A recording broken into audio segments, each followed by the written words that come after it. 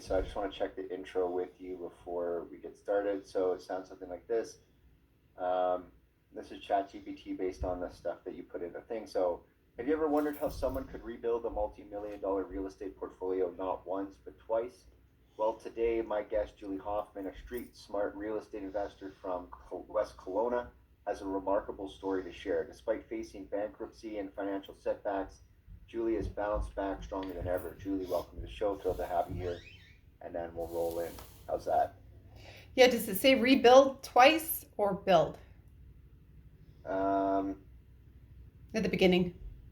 you ever wonder how someone could rebuild a multi-million dollar real estate portfolio not once but twice? Yeah, I'd call it build, not rebuild. I only rebuilt once, Okay. so I didn't like rebuild So something twice. like, Is yeah, that have you cool? ever wondered how someone could build a multi-million dollar Yeah, real estate portfolio not once but twice? Does that make more sense, I or think should we take so. that It whole just part sounds a out? little, it's more accurate. Okay. It caught Yeah. me, so I don't want it to catch anybody else. That's why I always check the intro because ChatGPT doesn't know anything Yeah, about anything. It just knows what we give it. So, it's great. Yeah. um, yeah, if that's good, good, we're ready to go. Sounds good. All right. Okay. In three, two. All right, guys, welcome to Property Profits Podcast. I'm your host, Bryce Kaminsky, filling in for Dave Dubow. And have you ever wondered how someone could build a multi-million dollar real estate portfolio not once, but twice? Well, today, my guest, Julie Hoffman, a street smart real estate investor from West Kelowna, has a remarkable story to share. Despite facing bankruptcy and financial setbacks, Julie has bounced back stronger than ever. Julie, welcome to the show. Great to have you here. Thanks for having me, Bryce. Good to meet you. Yeah, no, yeah, no problem. It's good to meet you. So, can you tell us a little bit about your journey in real estate investing? Kind of how you got started in the industry back in, I think the survey says 2001. Yes, way back in 2001. I was pregnant with my first child. I have five now. Wow, congratulations. Thank you. Yeah, they're the best. The best. I highly recommend five children. Anyway, back to 2001. First of all, starting out, I have an unfair advantage. I was raised by a real estate investor. My dad was a real estate investor, is. He's still a real estate investor. He's 82? 80 something. Yeah, there you 82. go. And so my husband went to a real estate investment seminar by the Rain Group. Again, I was pregnant. I was about 6 months pregnant, and he called me on the way home from the seminar, and he said we have to start investing in real estate. And I was typical person. I'd gone to got good grades in high school so that I could go to college. Did well in college so I could get a graduate degree. I have a doctorate in physical therapy. I was on the path. So 6 months pregnant, working as a physical therapist, and he calls me and says we should invest in real estate. Again, because my dad was a real estate investor and I have very fond memories of that, I said, yeah, okay, sounds good. And my husband at the time owned a home hardware, so he worked like 80 to 120 hours a week somehow. And I was working like 9 to 5 with lunches off, so I could look at property, and I had more time. That it just happened to be that way. So yeah, I'm pregnant and I'm looking at property, and within a couple of months, we had bought 3 houses Mm, and filled them with equity building tenants, just like we were taught with the Rain yeah. Group. Um, and so I was like, okay, that's great. We've got 3 properties. I'm going to have a baby. I'm going back to work because I went to school forever Mm, and I have this degree, and that's just what's happening. I wasn't even planning, I didn't even think about maternity leave.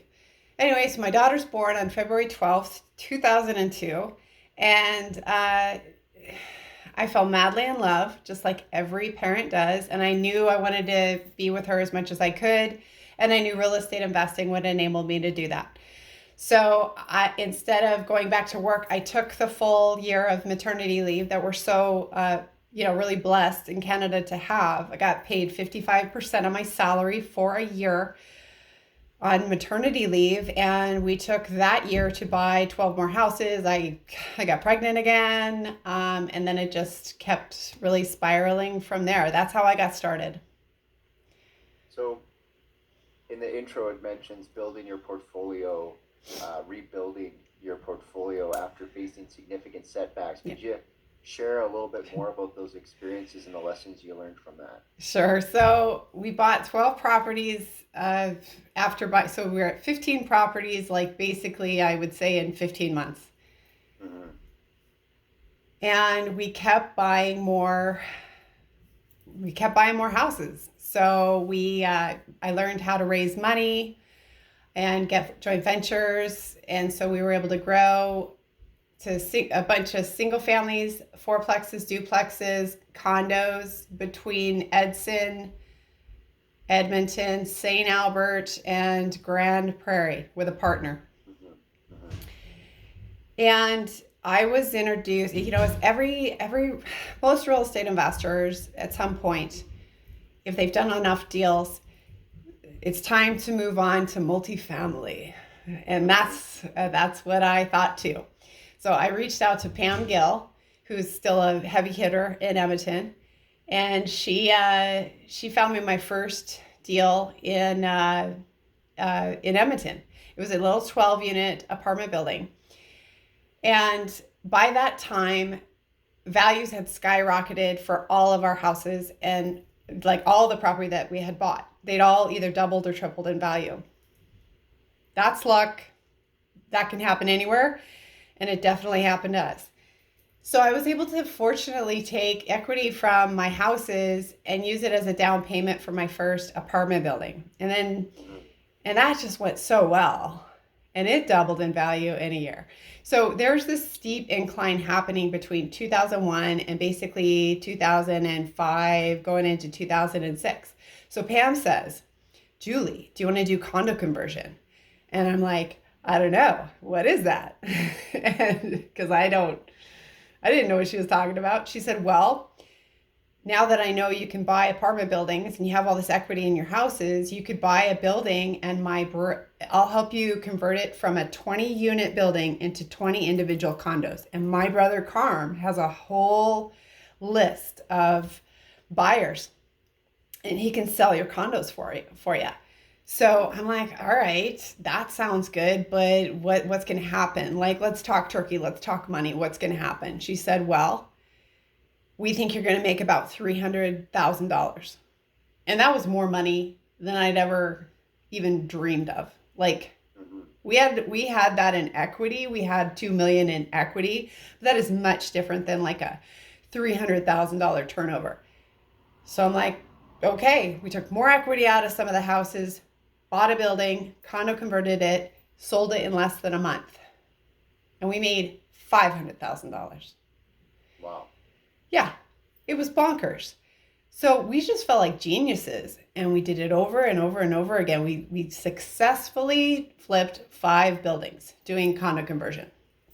And that was like a wild ride. We made millions of dollars, and we sold all of our single family homes so that we could keep doing condo conversion, because we would make anywhere between $500,000 and $700,000 in less than a month.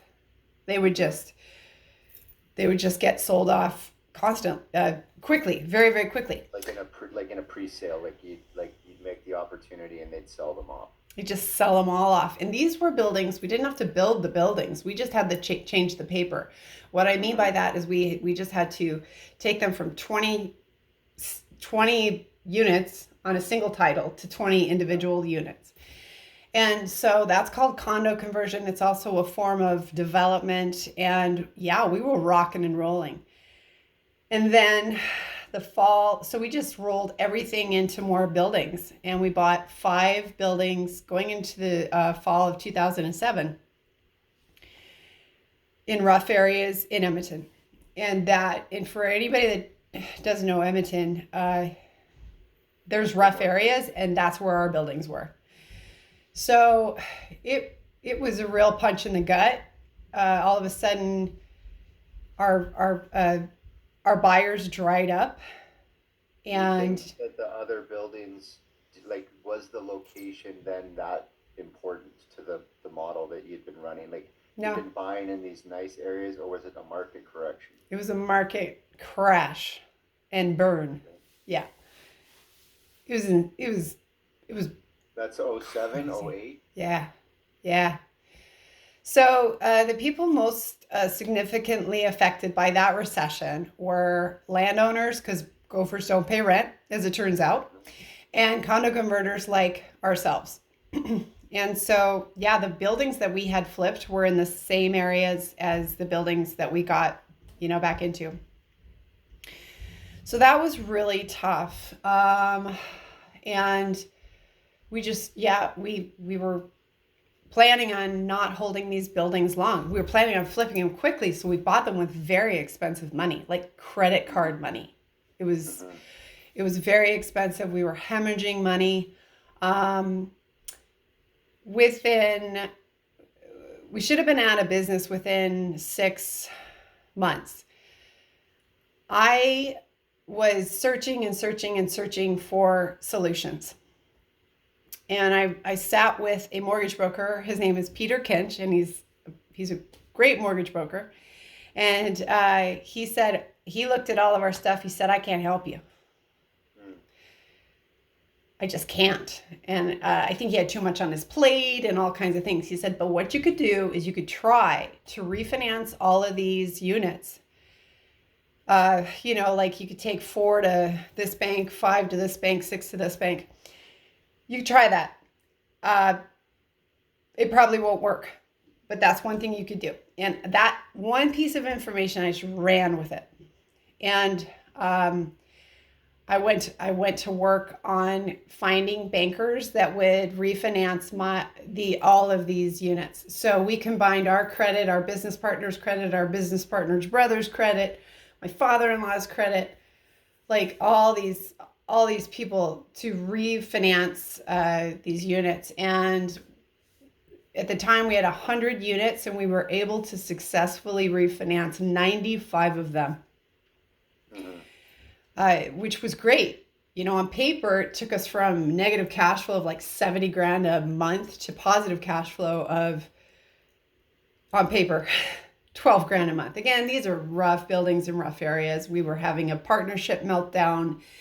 And it took 2 years to refinance these things and, get them into what we thought was good shape, and another 2 years to just basically self-implode. Mm-hmm.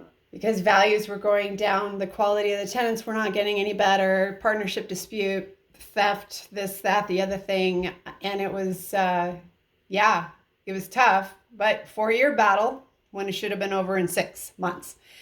Mm. And that's where the Street Smart Diva brand comes in. That's what I call myself. That's my website. And because we became very street smart in that time, Mm-hmm. and eventually made a really tough decision, and that was to surrender to bankruptcy protection. Didn't want to do it, but at the time, by then I had 5 kids and 5 little mouths to feed, and my health was being eroded, my mental health was being eroded. I was drinking a lot. Like it was bad news. So it was a really tough decision to make. We lost our house, our first house that we built right after we were first married. And we lost our other house. We bought another house. It was like my dream home, and we lost it. And it was a very, very humbling experience. Now, it was a total tragedy and awful. Also, I learned a lot. It ended up turning out to be a gift. I know as much, I like to think I know close to as much as any mortgage broker about financing, Mm-hmm. which is so, so, so important for what I do now, which is I still do real estate. We were able to rebuild without using any of our own money because we didn't have any, and without using our own credit because we had terrible credit. And that was rewarding because I understood financing and I understood how people felt if they were in trouble. And that's how we rebuilt, is by being in trouble, starting over, and then helping people in trouble.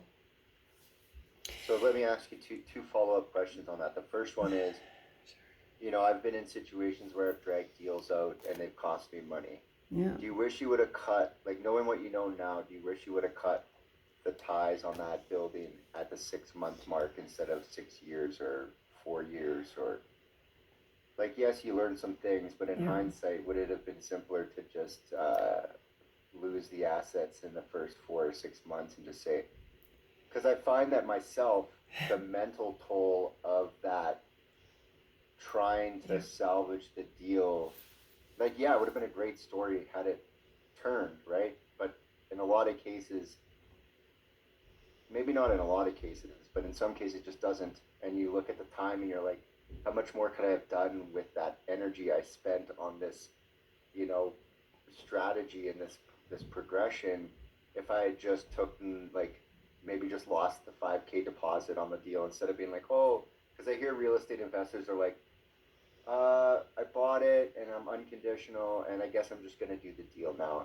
Even though they're not like excited about the profit margins, they're like tied in. And instead of just losing the deposit, they go through this whole deal and they do like 8 months of flipping a project to get no money. It's like, what advice would you give to people looking down the barrel of that gun? Because what I say to people is like, look, maybe it's just take the 5K L and reset your brain, because it's like the energy expenditure costs more than I think anything. But what's your opinion? Yeah, if I had a time machine, I could go back to that time. I would not have, I would have walked away. I would have found a way to walk away. Uh, and also, I'm grateful for the lessons that it taught me because it's helped me help a lot of people. So I'll give you an example. I was talking to a gal not too long ago in the last 6 months. She was having just this headache with getting the new CMHC multifamily financing, and it was keeping her up at night. And there were all these last minute things, last minute kinks in the deal. And I'm like, girl, she was like on the brink of removing conditions. And I'm like, you don't have to do this deal. There are other deals out there. There's always another opportunity. And so I think for me, back then, the circumstances, like you said, not a lot of people, what happened in my circumstances, things just they crashed so badly. I know everybody knows that. Yeah. You can make a deal, go ahead and make it work. Yeah, I recommend people don't do things often. That girl, she was dealing with a big 6-unit project. Fairly recently, I was talking to another woman actually in Winnipeg, and I worked with her, and she, they thought they had their ducks in a row, and some last minute kinks in financing again came in, and it doubled her down payment. It changed her cash flow position, and it was going to really stretch her too much, like to the point where she wasn't going to sleep at night. So it's like, no, walk. Something else is coming. Another solution is coming. Lots of deals out there. Yeah. Oh, there's always another deal. Always. Yeah. So how do you identify, how do you approach identifying and seizing opportunities in the market, such as, purchasing properties slated for rezoning or redevelopment for higher density? I have the best team, really. I have a partner, his name's Robinson. And he's a really smart guy, and he's an expert in identifying properties for rezoning. So he knows the exact measurements. And all of the projects that we've worked on in the last 2 years have been, this looks like a single family home, but it can become 22 townhouses with unencumbered lake views. It's like, okay, yeah. I listen to my team. And that said, we had a deal fairly recently in the last 2 years that we had a last minute kink in the financing, and we went forward with it anyway because we knew that it was going to go up around $250,000 in value by the time we bought it, because we knew some rezoning was coming in, and it did come in. So, it can happen to a seasoned investor. But what I look for is, we have these properties now that, because they have so much more value because of the way we bought them, and we are interested in the rezoning side of things to create more value, to create more housing, which is in huge demand right now. Yeah. So it's definitely our strategy focus. So on the financing side of things, financing has changed, quite a bit in the last, I would say, since probably 2022, where the interest rates started to creep up. Yeah. Financing changes I've identified as one of the biggest challenges that yourself and a lot of investors are dealing with. How do you adapt to the changes with the financing options and regulations within the industry these days? Well, again, it goes back to the product that you get. So if your product has a lot of equity in it, then you can handle some bumps, along the way. A house that is in a good area, that's in good condition, is not going to have a lot of, it's not going to need a lot of work probably. It's always going to be rentable. If you always have that backup plan, then even if you have to supplement it for a while, things can change, people can move out, you can increase rents. It'll make you tougher. So it's just like, sometimes people think they're in a nightmare, and they very well could be. And anybody that can, battle through a nightmare, you're going to be tougher, you're going to be smarter. So, that's definitely something that you can take away. I prefer properties that you can be a little bit more flexible in. So, like, if you're buying a condo for an investment, that is the only thing that you can do with it. And like, if you're buying a condo as a short-term rental, especially, I'll give you, in BC, they just completely changed the short-term rental rules. So anybody where that's their only strategy, it's probably going to be a punch in the gut. But a single family house can become, you can have a house hack. You can it's always going to be a demand. You can do, any sort of like fully furnished rental or empty rental. Yep. There's a lot of different options. Yeah. When you've got that freehold property. So, with you've been probably now in real estate for almost 2 decades as an investor, a little more than 2 decades. So, can you give us some of your most valuable lessons you've learned throughout your career as a real estate investor? Sales. You need to learn sales. 100%. You're selling if you're buying, because you're selling a seller on, hey, accept my price. You're selling if you're selling, of course. You're selling to potential tenants. You're selling to joint venture partners. If you want to expand your portfolio, eventually you're going to run out of your own money. You're selling to finance, people that are in financing. You're selling to your trades. So sales, like 100%. Next, I would say financing, because that you got to know the bank's rules. They're the ones who hold the gold, right? So the more the better you understand financing, the better you're going to do. And for anybody that's just starting out and they're like, well, I don't know anything about financing. I have free tools. We're going to offer you the link so that people can get access to that information. It's a great starter kit for any real estate investor. But if you don't want to wait for that, you can just take, you can, and it's instant when you sign up for it or whatever. Anybody can take wherever they're living and analyze it. It's like, would this be a good deal? If I bought this condo that I'm renting from this other landlord, what would I pay for it? What would the financing be? What would I need for a down payment? I'm just going to analyze my house. Then go analyze your parents' house, analyze your uncle's house, but with technology these days, you can analyze any house anywhere, really. But I do have some free tools that'll help you just kind of accelerate how you learn. And financing is so important. I know a lot of people that I talk to don't even know, like, what their mortgage payment is when it comes out, whether or not it includes their taxes, what kind of amortization they have.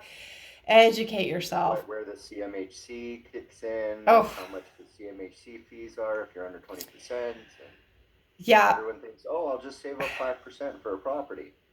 Okay, 5% and the 5% for the CMHC, and and then suddenly, what you thought was $17,000 is, oh, you need 55,000 in Yeah. cash to buy this house. So it can go pretty quick. Yeah. Or if you're refinancing your own house, you can only go 80% loan to value. A lot of Yeah, people in think some they can go cases like, they're pulling back. They're pulling to 75 and mhm. 70, depending on who you're banking with too. Yep. And I think farmland, at least most farmland that I'm aware of, they'll only finance to 70%. So if you're like on a big acreage and you think it's worth this much, you may get a lot less. So it's really empowering to understand financing. Yeah. Um, So what other lesson? I don't know off the top of my head. Oh, I do stuff like this, like yeah, keep interview networking. people. That's one thing I've, been in. So I started in 2015, Oh yeah. and so like a decade, about coming up next year will be about a decade, and I never took networking seriously. I was just like, I don't need a bunch of people around to buy and flip houses or whatever. But Yeah. the longer you're in the business, I wish I would have started sooner. That's the thing. Is I wish I would have started networking way sooner. Yeah. Um, because it's just a way to, like, the fundamentals expand all the way up. So Wait, when one you more look thing. at I wanted. This one is so important. Pick up your phone and talk to people. No yeah, texting, no emailing. Like, get that's on the probably the number phone. one failure, is like, so many people have the opportunity to do real estate or to do sales, Yeah.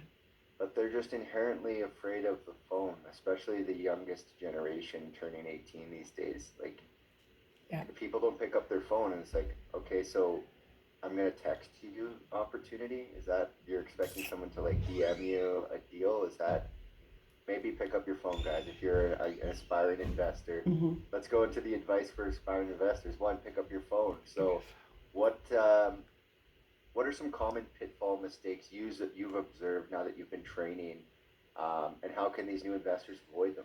Well, 60% of business is lost, might be more than that, due to lack of follow up.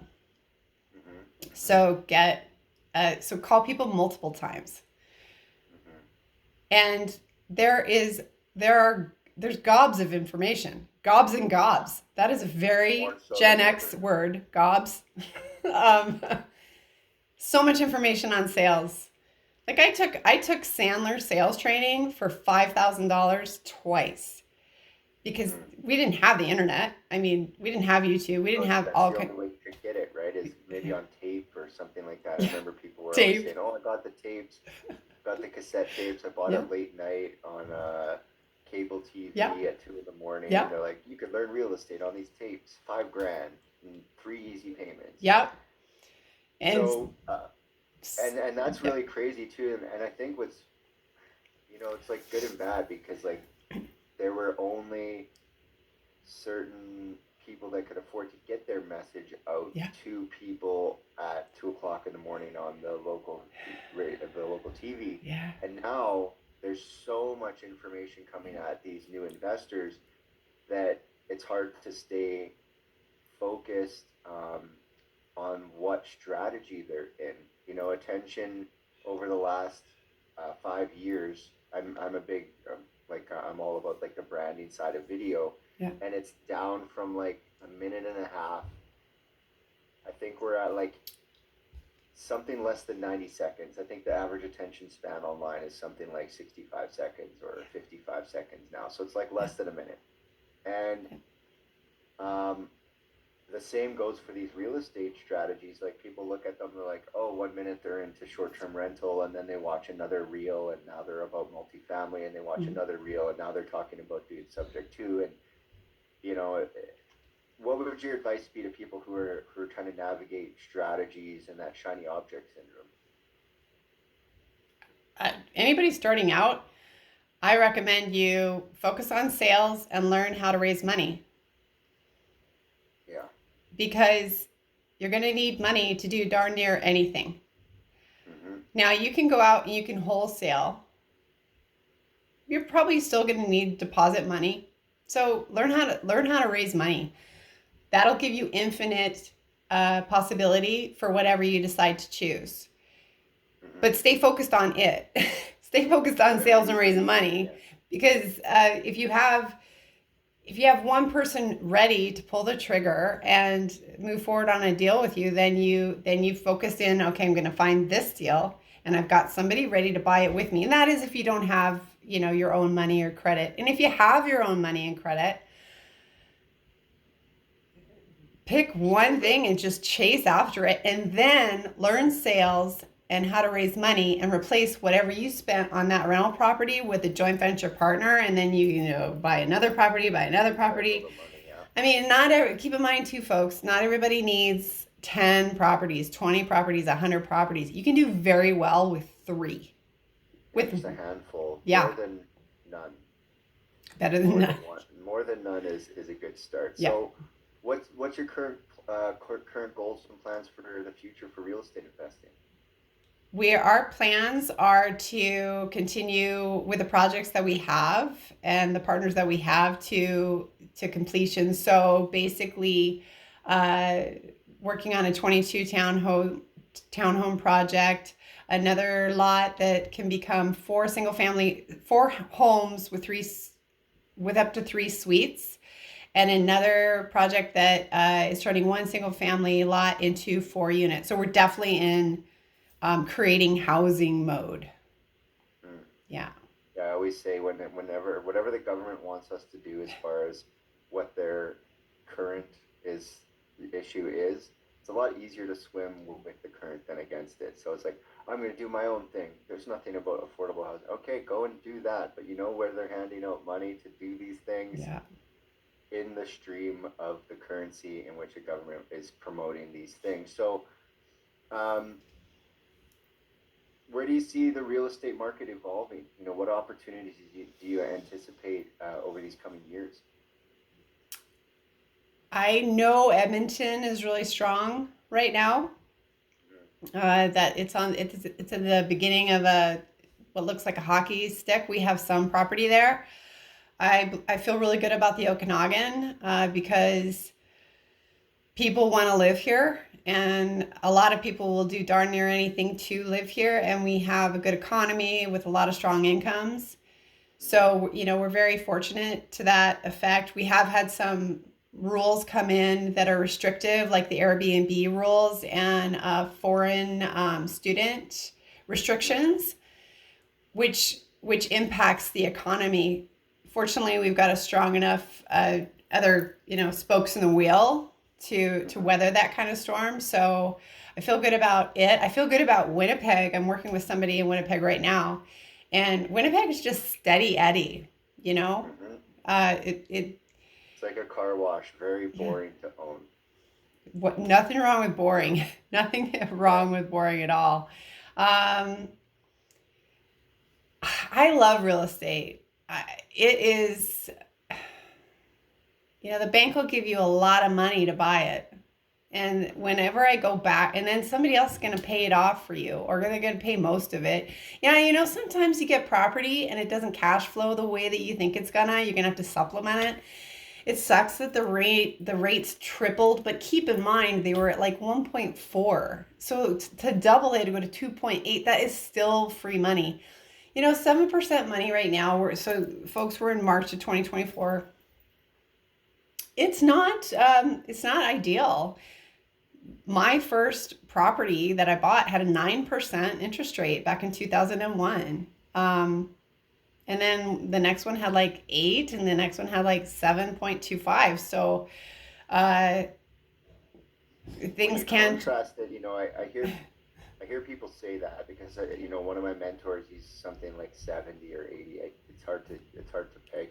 Yeah. But when people say, "Oh, my interest rate in 1987 was 19% Yeah. or 18%," so too was your mortgage, $42,000. So Yeah. when you look at, like, I get that, your first property might have been 8 or 9%, but how realistic is it moving forward that our interest rate and the price? Because I was looking at this chart yesterday. We have the highest per capita housing prices in like a developed country. Yeah. When you look at Europe and you look at the United States, our average price for housing is through the roof. Yeah. And I think it's a building issue. I think it's like an under built out thing. It's a supply and demand. But an interest rate of 7% and a property value of $2 million in Ontario, like, that's a disaster. They're going to be renewing 5% for 5 years. Like, you can't avoid it. If they got a one in 2020, it's coming up. All those mortgages are coming up. So how do you see this interest rate evolving? Do you think they're actually going to cut the rate this year, or do you think they're going to stay it? Because the other side of it, I hear people say, "Oh, they cut the rate, then we're going to have another expansion of the price of housing again." So, like, yeah, it's a really delicate balance that we're in with inflation. A good portion of the inflation is housing costs. Like, it's huge, and that's because of interest rates. So interest rates going down should help inflation, and you're right. It will. If the bank can cool, like, I think, what if the interest rate goes down and the bank remains as prejudiced as they've been, then perhaps that's going to be in our best interest. But if the bank follows and starts doing what they did last time, then we're just going to see a whole new round of inflated pricing, which is great for people holding, and great for, I guess, people who bought early, but not long term for anyone. Right. And so long term, I think if you can figure out a way to do rent to own or agreement for sale, or find a way to get in, have somebody buy a house for you, and then you just figure out how to get to the point where you can actually buy it from them so that it makes sense for you and it makes sense for them. Like, that's what we did with this house. When we started over, we moved to Kelowna soon after our bankruptcy was underway. So we moved here. The people that I picked this house, and I asked 2 investors to buy it for me. And I said, I'll pay you this much for this house in 5 years. And so it made sense for everybody. And I did whatever it took. It actually ended up taking me 8 years. Because at the 5-year mark, we just weren't quite ready yet. We were rebuilding real estate. So I reached out to my guys and I said, "Can I have 3 more years?" They're like, "Yeah, will you pay us more?" I said, "Yeah, pay you more." So it was like, okay, cool, win-win. Now, that's a way, start with a condo. Start with a 2-bedroom condo and rent out your bedroom. It'll get you in the market. And your roommate will help you pay down your debt. Or if you buy, say, if you talk your mom and dad, I'll give you a story, okay? I was working with this lady in Ottawa. Her name's Carol, and she she reached out to me. I think she might have found me from me doing an event with Dave. Anyway, she reaches out to me and she says, "Yeah, I want to work with you. I want to help my daughter buy a house." So this is kind of an interesting side story. I was like, "Well, start in my library, and this is included in the free tools, how to bring up real estate the street smart way." So her daughter comes over for coffee, just like she did 3 times a week. And her daughter said, "What's been going on, Mom?" And Carol says, instead of saying, "Not much," or "I had a busy day," or "Your dad's heading to Edmonton next week," she said, "I just started a real estate coaching course. You're going to think I'm crazy." And her daughter says, "Mom, her boyfriend, Ethan's auntie is selling her house and she doesn't want to use a realtor, and she's already bought a place and she needs to get out of this." Anyway, so Carol buys this house, and she bought it for her daughter because her daughter and her daughter's boyfriend were in no position to buy this house. So they both got extra jobs. They agreed on a price. It was a great deal for Carol. It was a great deal for her daughter. But her daughter had an end goal. Okay, so anybody can do this. If you have an end goal, if you know where you need to be and you need to house hack, or you need to get another job, or you need to really work so hard at your job that you can ask your boss for a good raise every single month, or you need to create a side hustle, or whatever it takes. If you're willing to do whatever it takes, you can do it. Anybody can do it. I had a 420 credit score when I moved into this house, and now it's mine. And I had 5 kids and a whole mess. So if I can do it, anybody can do it. That's why when people ask me, are we in a housing crisis and isn't this crazy and what's going to happen and doom and gloom, I'm sorry. How bad do you want it? Which one? Which housing crisis do you want to be in? The one where you don't own property, or the one where you're holding on for your dear life? I think both of those are crises, because at some point, people aren't, like, there was an article that ran, one of the main concerns that the RCMP has on the 20-year horizon is the disgruntledness of Canadians as they no longer can get into the housing market. So when you look at that, and they look at the unrest that Canadians are going to be facing when they can't get in, say you wait 10 years, let's say it's 2035 right now. Yeah. And you didn't buy anything in the last 10 years. Can you imagine the inflated pricing of a house and say, like, maybe it's too late? So, like, buy something, guys. Buy something, like Julie says, RTO your way into something, get a piece of the action before they close the table. So if people want to connect with you, Julie, they want to find out more, what do they do? How do they find you? Okay, just go to streetsmartdiva.com. There's information there about me and my background, but I told you pretty much everything at this point. My free tools are really what's valuable for everybody. Anybody can use it. It teaches you how to fill out a real estate purchase contract, how to change the way you talk, how to analyze the numbers in a deal with a whole calculator, what to look for, what to look out for. It's just jam-packed with valuable information. So that's streetsmartdiva.com/free tools. And the link should be around here. Or you can schedule with me, which is streetsmartdiva.com/book.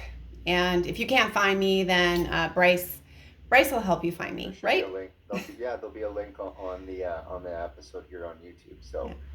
I really appreciate you stopping by, Julie. It's always great to have seasoned investors to kind of show these young and up and coming people that it's possible, and also, just be careful out there, guys. Yeah. God bless everyone.